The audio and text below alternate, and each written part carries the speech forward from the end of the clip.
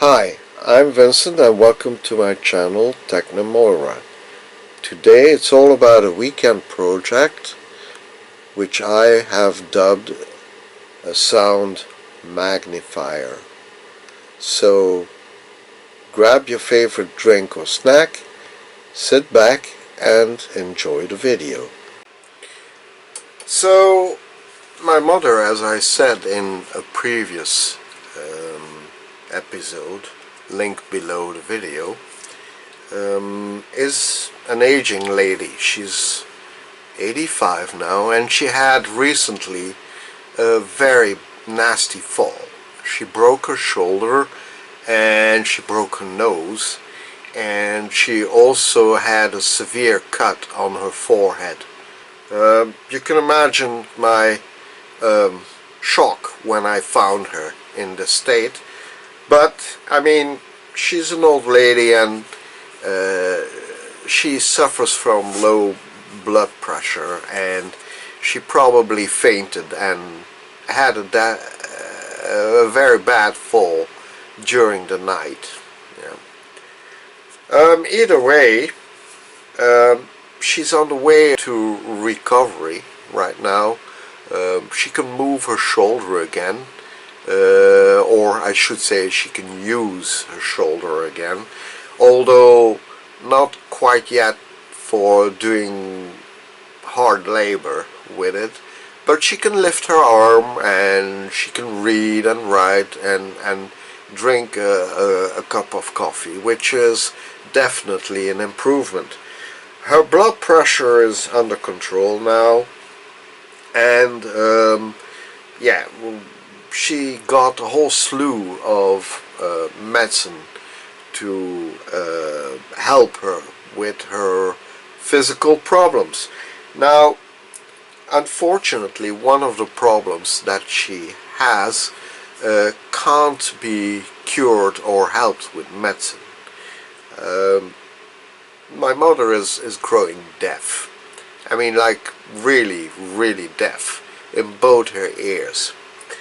So, not too long ago, a few months, let's say, ago, she took up an offer to try out those super miniature hearing aids you can put inside your ear canal, and which apparently amplifies sound quite well. But unfortunately, it turned out my mother just couldn't bear those hearing aids. They inflamed her ear canal, so her ear canal hurt and itched, and it was very uncomfortable for her. So unfortunately, that solution was a no-go. So I looked around and I ended up buying this on the internet, and more specifically on eBay, okay, which is touted as a hearing aid. So it looks like this. It has what looks to be like a speaker here, but is actually a pickup. You could say a microphone. Alright, and then it has an on-off button and a volume buttons, so lower volume, higher volume, and that's about it. So it has an earphone plug at the top, and it came with these earbuds. Now you can imagine, if my mother can't stand having hearing aids inside her ear canal, she certainly can't stand earbuds.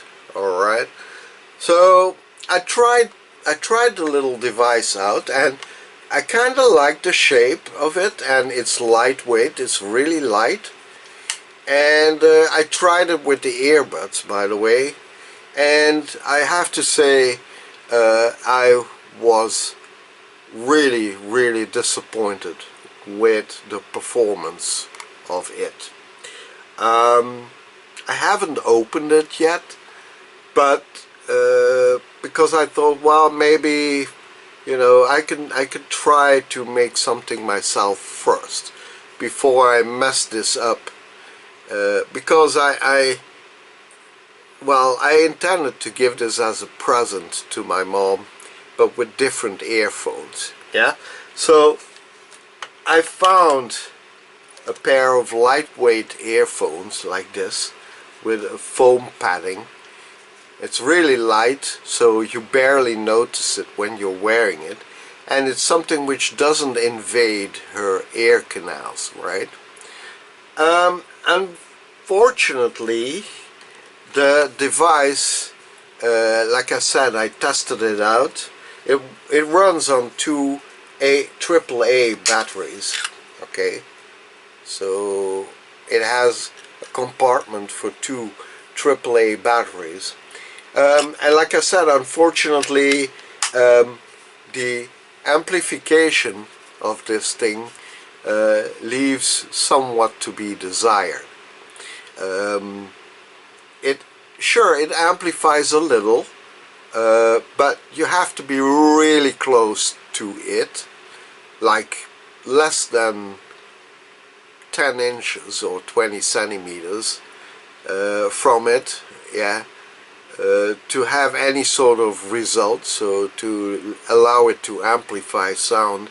And even at the highest volume setting, the amplification, well, at least to me as a hearing person, was really, really disappointing.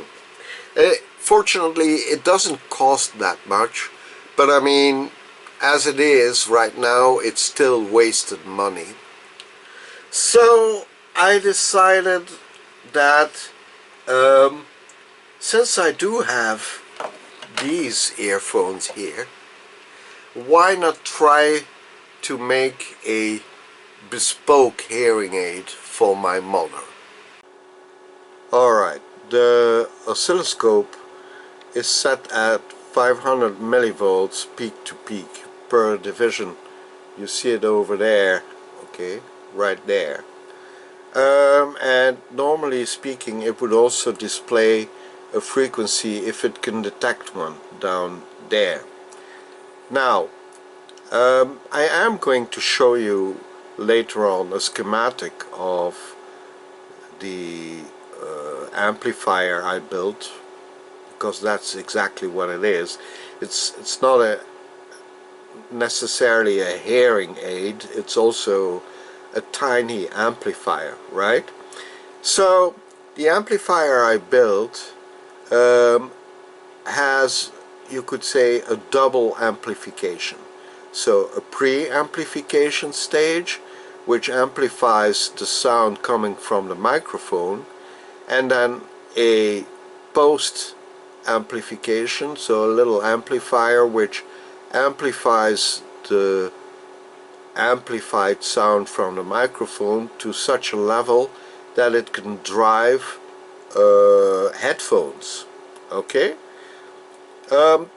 right now just think of the little device as built as two tiny amplifiers in series, you know, one amplifying the sound of the previous one. So this is the device I built right here, and you can see the microphone in the upper right corner. Okay, now I need to modify it a little bit, because despite what you may think, it still doesn't have quite enough drive to drive the headphones I bought to use with it. So those headphones over there.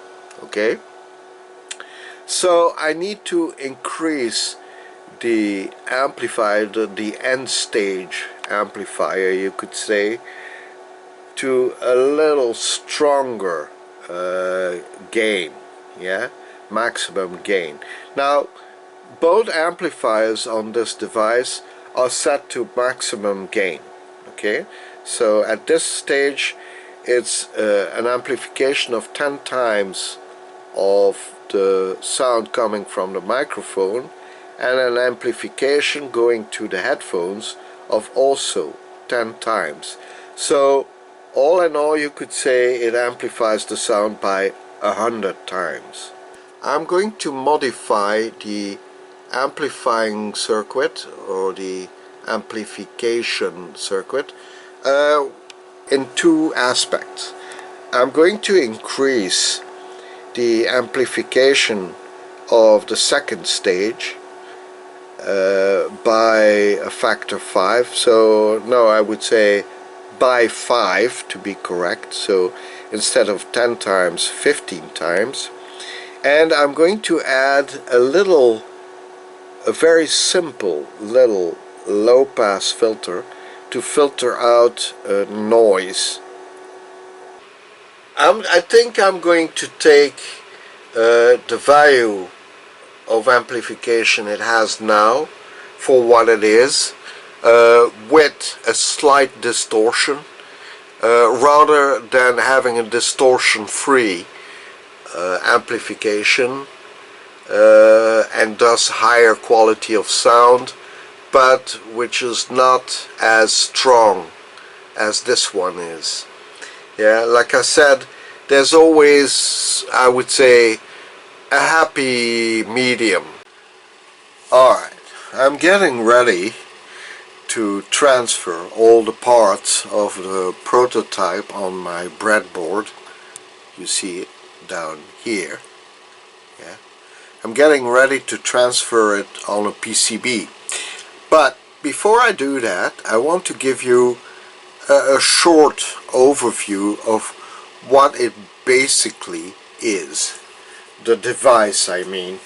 And I drew a little circuit diagram on my Etch-a-Sketch. So let's say the most important components of the super amplifier are the electret microphone, which you see here drawn on my sketch or diagram, and then the two halves of a TLO72 op-amp. Okay, now the important thing to remember, and I'm not going to go in depth into how an op-amp functions, but the basic principle you need to remember is that an op-amp basically is what they call a differential voltage amplifier. Okay, so basically an op-amp always works with a reference voltage, which in this case is set on the non-inverting input of the op-amp, and then it receives the to measure signal on its inverting input. Yeah, and then what it does is it amplifies the difference between the inverting and the non-inverting a number of times before it puts it on the output pin.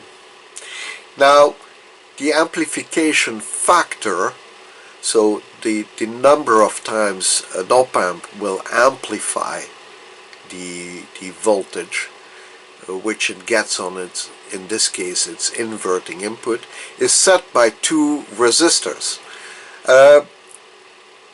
So you get an input resistor here, this one here, which receives the audio signal from the electret microphone over here.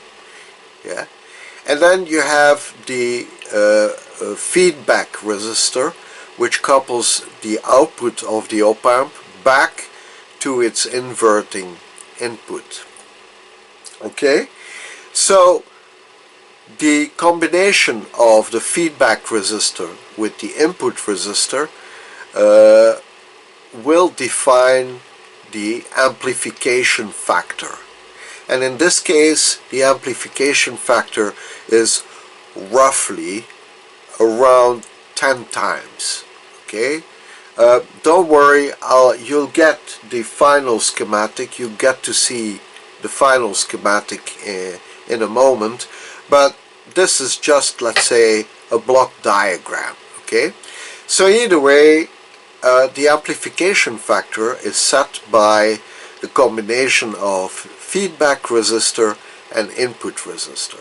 The reference voltage is set by voltage divider, which are these two resistors. Okay, so once the amplification is done, the output signal is sent through to a second op-amp, which in this case is the other half of a TLO72 op-amp.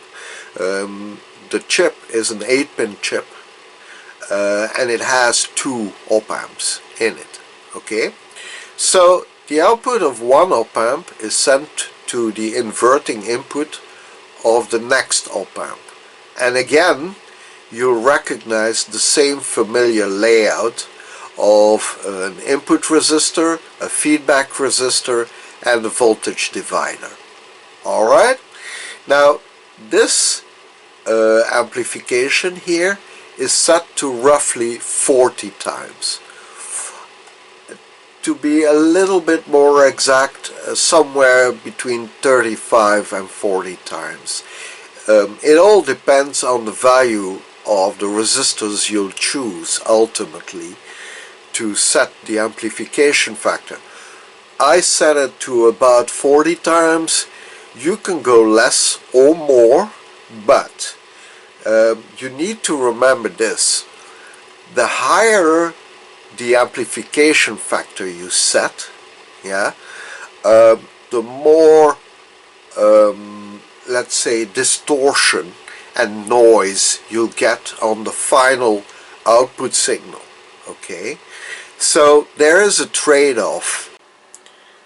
Half the circuit is transferred to a little PCB, and yeah, I still need to test it out, but I think with a bit of luck that, let's say, the left channel of the sound microscope will be finished. With low or practically no background noise, the sound magnifier draws a little bit less than 5 milliamps. Let me show you.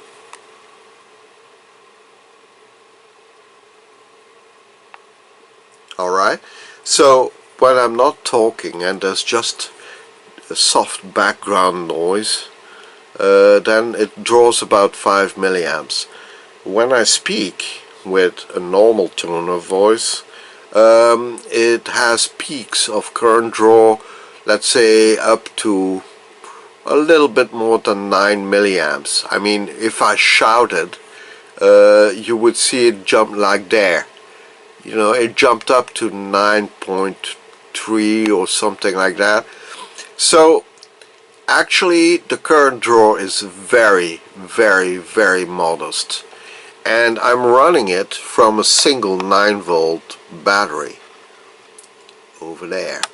Yeah, I'm not sponsored by the brand, or neither am I endorsing the brand per se, but I bought these batteries recently because these are rechargeable via USB, okay, via mini USB connection, and they are advertised as being 1000 milliamp hour, which theoretically, if we assume that my magnifier, sound magnifier, draws 10 milliamps per hour, then that would mean 100 hours, or roughly 4 days of continuous working, 24/7, which of course it never will be. So I'm hoping that out of one fully charged battery, one could use the sound magnifier for practically a full week. Great. So, okay, a few remarks before I show you the schematic and I give you a little bit of explanation. This is not an FDA or medically approved device, okay? So if you're going to make one, like I did, and you're going to use it, your ears and your ears' health is your responsibility, okay? So do remember that when you expose your ears to very, very loud noises, you could damage it, okay?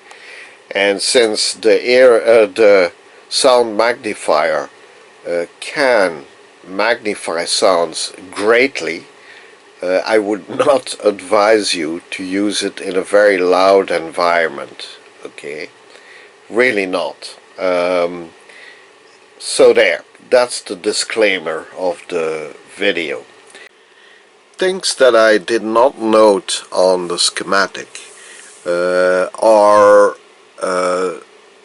for example, the fact that I connected the microphones, the electret microphones, to the perf board with shielded cable. Yeah, this in fact is 50 ohms thin shielded wire. Yeah,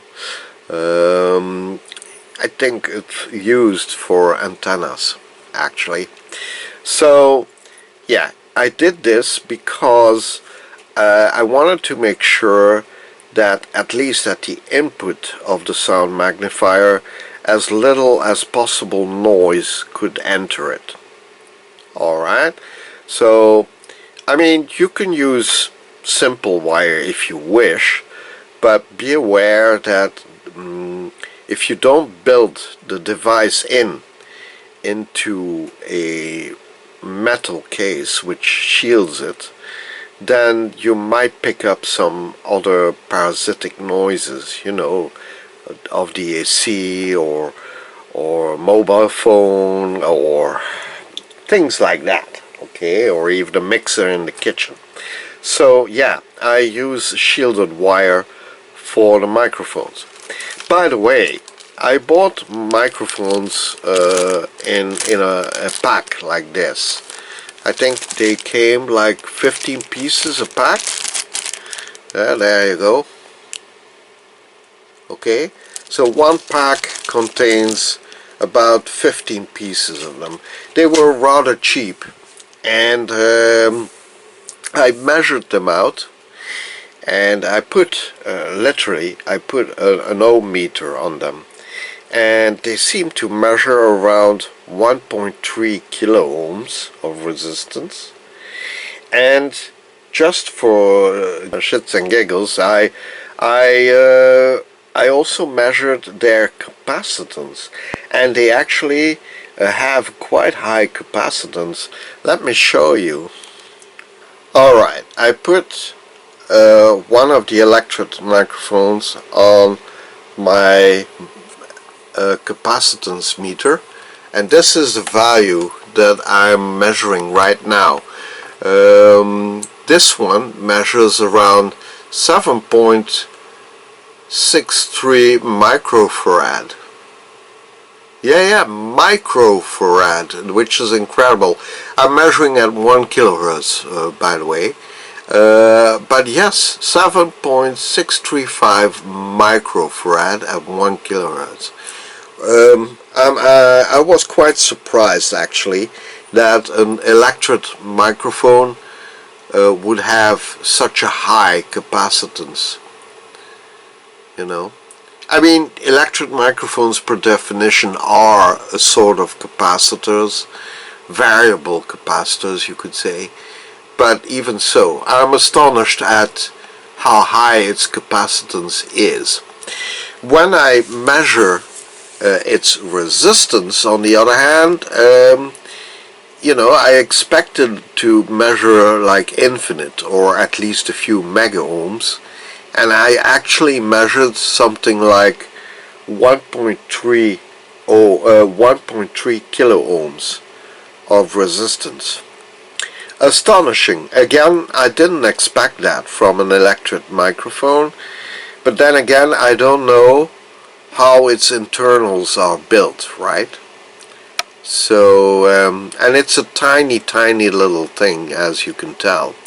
It's about, I would say, 9 millimeters in diameter and maybe 7 millimeters high. So it's really tiny. Yeah, surprising details that I noticed while building the sound magnifier. So yes, it works incredibly well on a single 9-volt battery. So I think you can use it for quite a while on a tiny little battery like that. If you intend to use it for a longer period or in other circumstances, you might consider running it on a lithium-ion battery, which delivers about 7.4 volts. That will work just as well. Okay, so the whole circuit was built expressly to be able to use it with either a 9-volt battery or a 7.4 lithium-ion battery, right? So you can use it with alkaline batteries as well. But I'm just saying, the battery that I'm using right now, so that one over there, is performing quite well up to now. And believe me, I've tried quite a few 9-volt batteries until now. And this one, surprisingly, is holding up quite well. It's holding up to its promise, I would say, of delivering 1000 milliampere hour. Great. So yes, okay, something else. I did build in a sound attenuator. I'll show you on the schematic in a moment, but the reason why I did that is that because not all headphones or earphones you buy on the market come with a volume knob. These headphones, yeah, they came with a little potentiometer built in to the cord, yeah, which allows you to set a certain volume, right? So, but if you're going to use, say, earbuds like these, which come with a mini jack, so a jack like this, alright, so these earbuds do not come with a volume potentiometer. So I did build in a attenuator, a sound attenuator on each audio channel of my sound magnifier, just in case. Okay. Also, I noticed that the sound quality, you could almost say the fidelity or the purity of the sound greatly depends on the quality of the headphones. Now mind you, my design is optimized for speech mainly, so frequencies up to roughly 3.5 kilohertz and not much beyond that. Okay, but even so, I noticed that there's quite a large discrepancy in volume and in quality of sound depending on the headphones you use with it. So I guess my best advice in that case would be to try out a few headphones, you know, from friends or family members, and see which one performs best. Let's move on to the schematic, and let me give you a short explanation. Alright, so I'm going to explain in a few words what the sound magnifier is built out of. In fact, let's say the core of the sound magnifier is built on op amps, and in fact I'm using a dual op amp. In my case it's either a TLO72 or an NE5532. Both are interchangeable. I'm not quite sure which one gives the best sound quality, although I do tend to use or to think that the TLO72 is perhaps slightly better in sound quality. I'm not out of the woods on that point yet. Either way, it is built on, and keep in mind this is only one channel, okay? For the sake of argument, let's say this is the left channel of the sound magnifier. So basically the sound is picked up by an electret microphone depicted here. And an electret microphone, as I explained earlier in the video, is basically nothing more than two charged plates which can move independently from each other. So it's like a variable capacitor, right?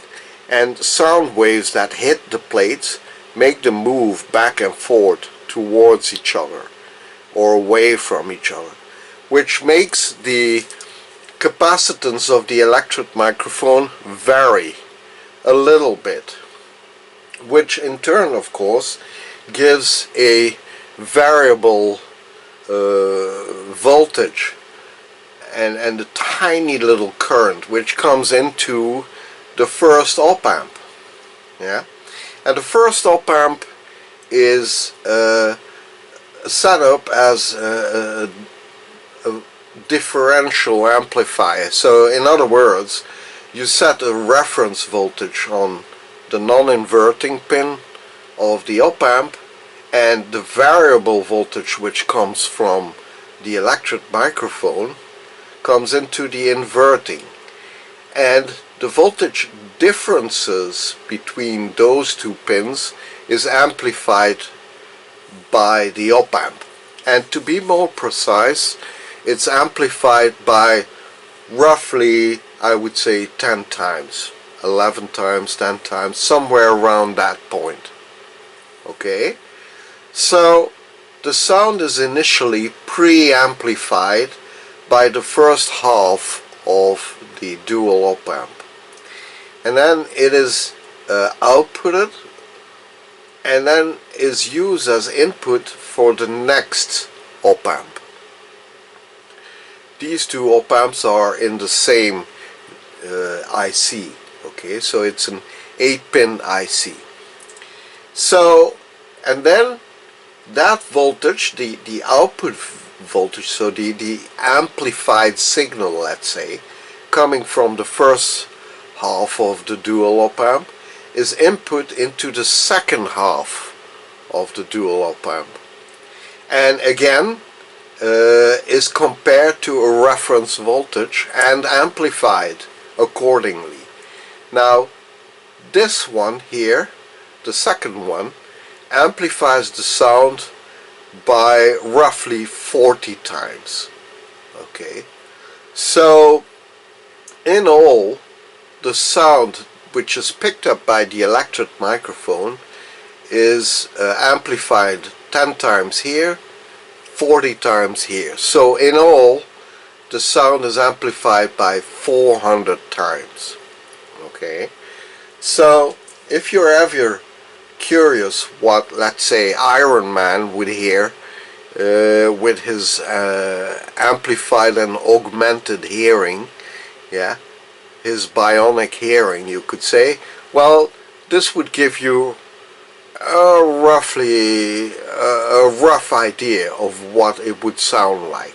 Now, let me tell you, I was quite surprised at how incredibly sensitive this is. Okay, it can pick up really tiny sounds, and it actually amplifies them quite a bit. So you could use this circuit here on its own to amplify a sound by roughly 400 times. Now, again, be warned, do not use this in a very noisy environment, okay? Because it will obviously pick up any sound in your environment, and if the sounds are loud, well, if you amplify them by 400 times, yeah, it's not going to be pleasant for your ears, okay? In fact, it might even damage your ears. Now, I did make a low pass filter on the output of the second op-amp because I wanted to cut off any high sounds. So any sound above, let's say, 3.5 kilohertz will be filtered out. I wanted this to mainly be capable of amplifying speech mainly, okay, and a little bit of music, but low quality, but mainly speech. Now, I know some of you will say, hey, but why stop at 400 times? Why not 1,000 times or 10,000 times? Well, yes, technically you could amplify sounds by thousands of times. I mean, theoretically, I read somewhere you could even go as far as 1,000,000 times. But it comes at a cost, okay? So what I learned building the Sound Magnifier is that sure, you can amplify sounds quite a bit, but the more you amplify the sounds, the lower the quality of the sound becomes, and also the more noise you introduce into the circuit. Yeah. So yes, you could amplify a specific frequency very sharply, so over 100, over 1,000 times if you wish to, but be aware that it will come at a price. Yeah, so introducing more noise, lower quality of sound, it won't be very high fidelity. In fact, the Sound Magnifier is far from being high fidelity. It has a tendency to over amplify either very low sounds or rather high sounds, but somewhere in the middle. Yeah, so frequencies say between 2.5 kilohertz and 4 kilohertz, well, it struggles with those frequencies. I don't know exactly why, but I think it has to do with the quality of the and the build of the electret microphone. Yeah, so there you go. I know this is a rough explanation. If you want to know more on the exact workings of op-amps, I'm sure you can find people on YouTube or the internet which would explain to you exactly how an op-amp works. But this is not the goal of my video, okay? I just wanted to show you what I built, and keep in mind this is a prototype. Okay, it's a prototype, it's not a finished product. Okay, so don't worry, I'll show you the full schematic with the parts list and everything further on in the video. Okay, so this is what the base of the sound magnifier is built out of. Yeah. Now let me remind you that I built a small let's say sound attenuator, okay, or volume attenuator. Alright, so some headphones are not built with a volume knob. Alright, so in other words, some have no volume knob at all. And I thought, well, you know, why not build a volume control of my own to let's say build on top of my sound magnifier, and this is it.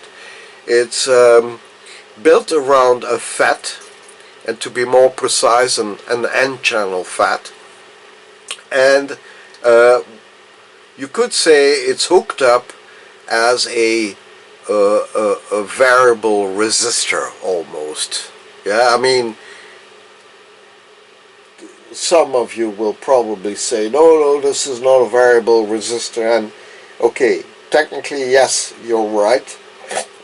Excuse me, it's not a variable resistor, but it performs the same function as a variable resistor. Okay, so the FET picks up the sound from the output of the previous schematic I showed you, yeah, and then it attenuates it to such a degree that when you hook it up to a headphone, and keep in mind this is only one channel, okay, remember we spoke about the fact that this is, for the sake of argument, only the left channel, okay, so it picks up the sound at the output of the op-amp, and then sort of attenuates or diminishes it to a more reasonable level, yeah, a level which can be set with a potentiometer.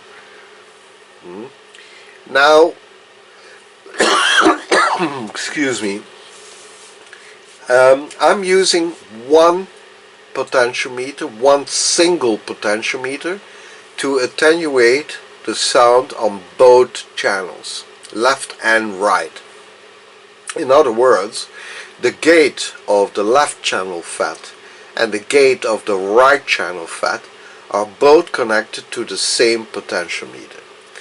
Now, the effect of that is that obviously you only need one potentiometer to set the volume on both channels, but it will also create a certain amount of crosstalk between both channels. In other words, the sound separation between two channels will be less. Yeah. So in other words, the left channel might pick up a little bit of sound from the right channel and vice versa. Yeah, like I said, it's a prototype. I am still working on it and to see whether I can improve on it. And in fact, I'm already thinking of maybe building a much more improved and much more advanced sound magnifier than the one I built here. Either way, so this is what I built to attenuate the sound volume on a channel. Okay, keep in mind, so this is only one channel. If you want it on both channels, you need to build this twice. Now, I think I explained at the start of the video that I was going to build the sound magnifier, in fact, as a present to my mother So I decided to try to build something of my own to help her. Now, I obviously don't want to give her the sound magnifier, yeah, like this. I mean, that would be, no, that wouldn't be a good idea. So I bought her a very little, you could say a jewel case, yeah, with a zipper, yeah, and with just enough space to place the circuit on this side and the battery right here or here, I don't know yet, and then to make a few holes in it for the switch, the jack output, and the volume knob, yeah. So just enough space to house it all on the side, and of course the microphones. It's light, it's very light, it's plastic obviously. It has a champagne color finish, and I think this is the brand. It's built or made by History and Heraldry Limited. I don't know the brand. I just picked it up in a local DIY shop, and I found it to be pretty and funny. I mean, there's a message on the front which is Dutch, and it says ik ben moeder, wat is jouw superkracht? So basically it means I'm a mother, what is your superpower? So that kind of, yeah, that's kind of funny, and I think my mom would appreciate something like that. I mean, she does have a sense of humor after all. So yeah, I'm going to try obviously to build in the sound magnifier into this little box here.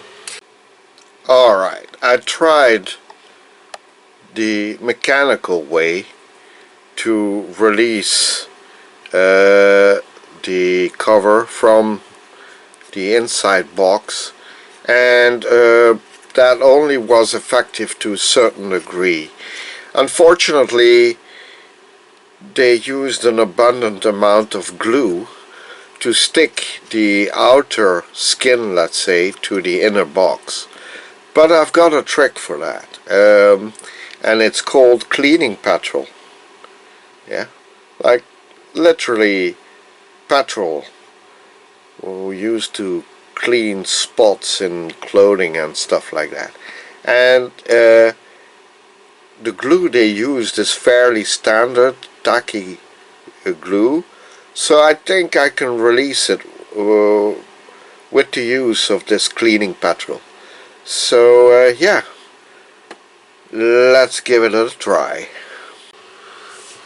Alright, so the trick not to damage the whole thing would be to release the skin gently from the plastic box inside, yeah. And unfortunately for me, they used copious amounts of glue to stick the box inside, but you know, thanks to my little trusty bottle of cleaning alcohol, cleaning petrol, I think I can release it, you know. And what I do is I spray some cleaning petrol inside of it until there, you see, until the glue starts to release, as it is right now. So yeah, so the only thing I need to manage to do really is to have the inside box here to release from the bottom, and I think if I keep it up spraying some cleaning petrol and maybe applying some gentle heat with a hair dryer. I think I can get it to release the box inside, yeah, maybe, but I should not try to go faster than I am already, because I really don't want to damage it, yeah.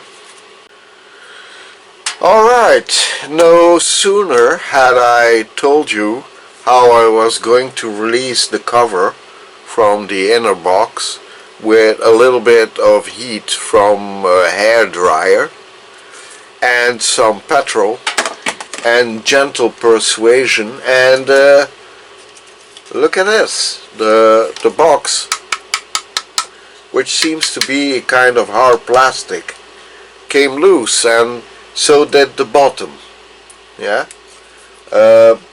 So I think with a little bit of patience I could reassemble it once I'm done mounting the print board and all the rest of the electronics inside the box.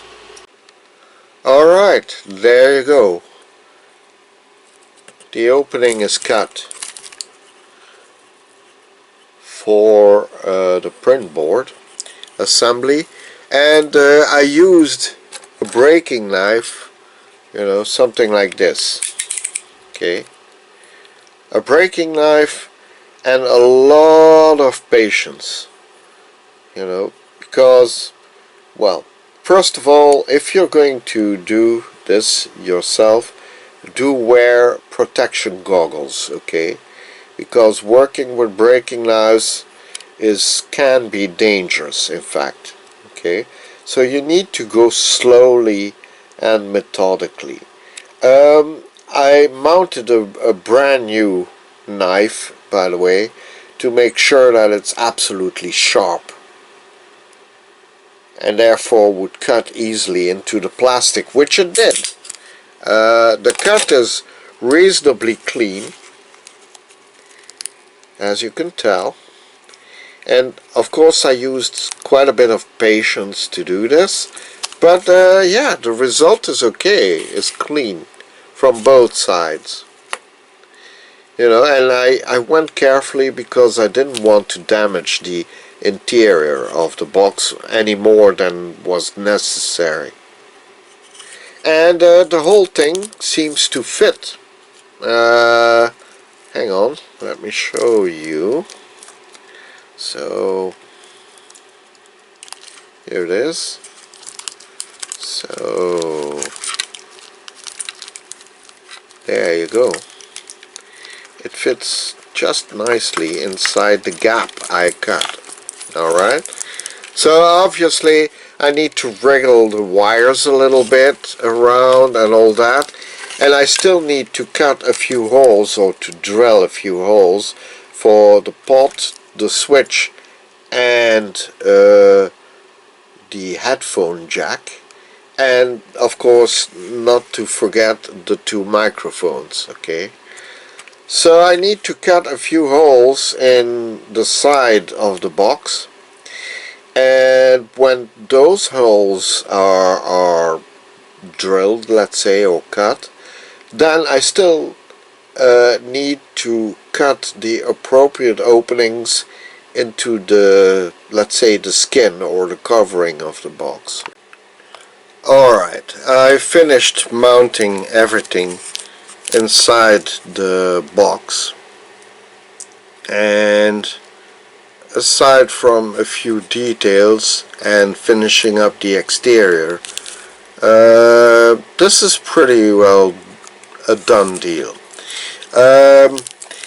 Mounting the whole thing inside the box was very fiddly, and I needed to do it in a very specific order, such that the wires would never block each other, and neither would the switches the switch and the jack and the potentiometer hinder each other either.